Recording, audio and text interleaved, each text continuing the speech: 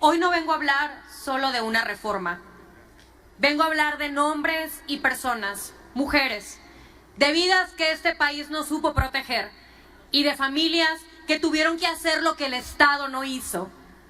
Cuando hablamos de feminicidio, no solo estamos hablando de cifras, estamos hablando de mujeres que fueron buscadas por sus madres, por sus padres, por sus hermanos y hermanas, mientras las autoridades estaban ausentes.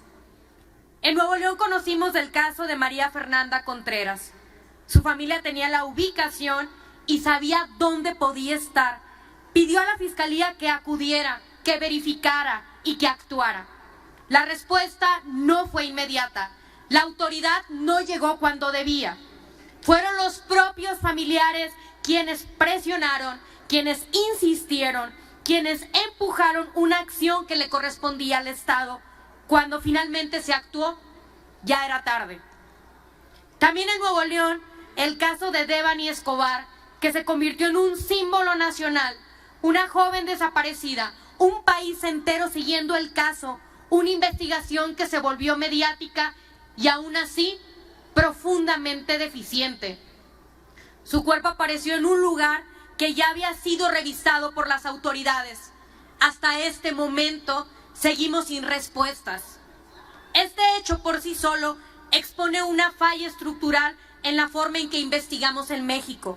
Si cuando el país observa pasa esto, ¿qué podemos esperar de su actuar en los casos que no tienen ese nivel de escrutinio público?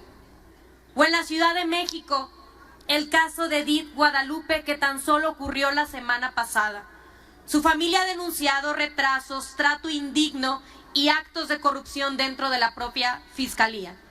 No solo enfrentaron la pérdida de su hija, sino un sistema que no respondió con la seriedad, la sensibilidad ni la eficacia que se exige en estos casos.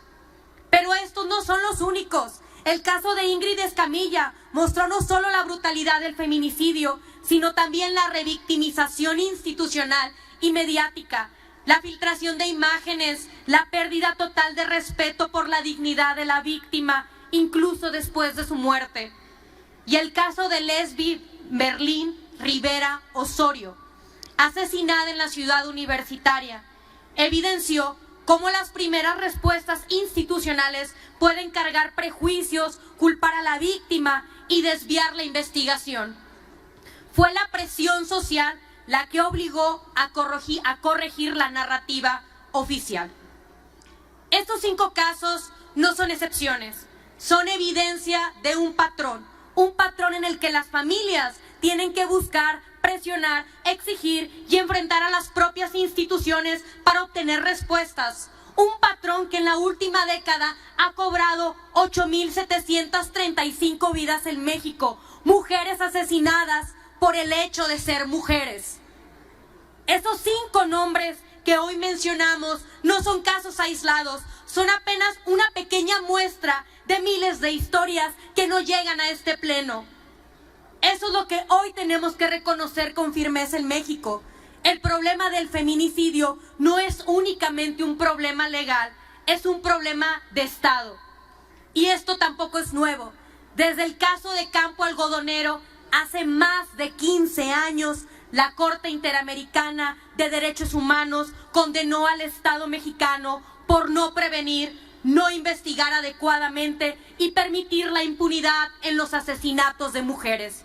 Se establecieron estándares, pero claros, se establecieron estándares de debida diligencia, de perspectiva de género y de obligación reforzada.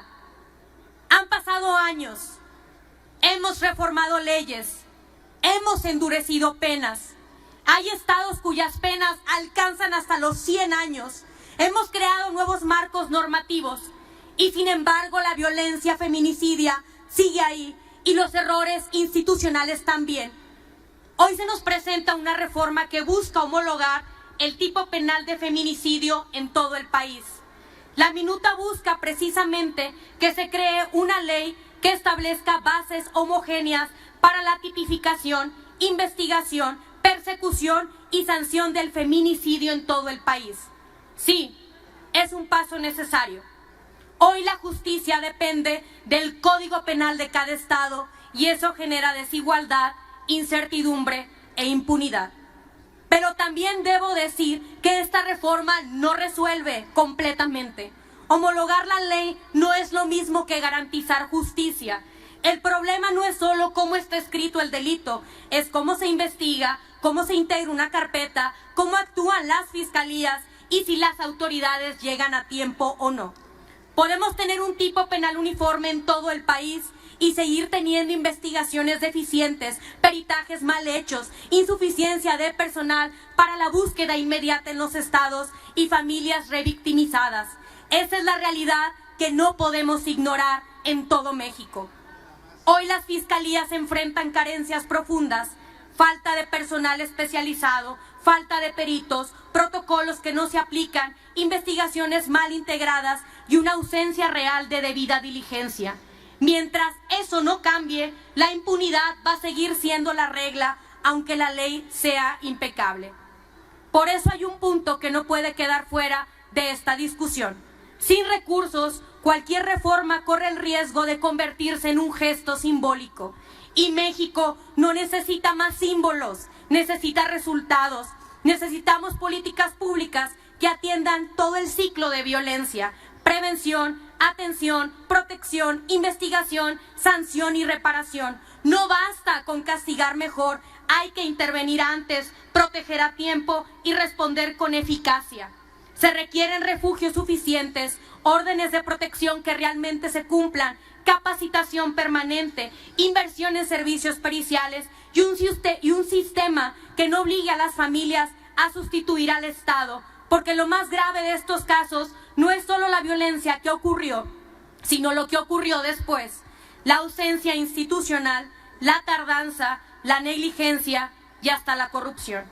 Es urgente que las instituciones de seguridad y justicia trabajen de manera coordinada, que compartan información, que actúen con rapidez, que no revictimicen, que no minimicen, que no retrasen, porque cada minuto que se pierde en una investigación puede significar la diferencia entre la vida y la muerte.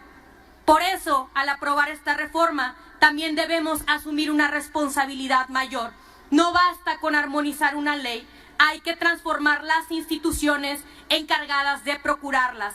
Legislar sin fortalecer instituciones es legislar a medias. Cada feminicidio es una tragedia irreparable, pero también es una falla del Estado que no llegó a tiempo. Hoy tenemos la oportunidad de dar un paso correcto, pero insuficiente. La diferencia va a ser lo que venga después. Que esta reforma no sea el cierre de una discusión, sino el inicio de un cambio real, sostenido y verificable. La justicia en México no puede depender del lugar donde ocurre el crimen, ni de la presión de una familia, mucho menos del nivel mediático de un caso. Debe ser garantía y hoy todavía no lo es. Es cuanto.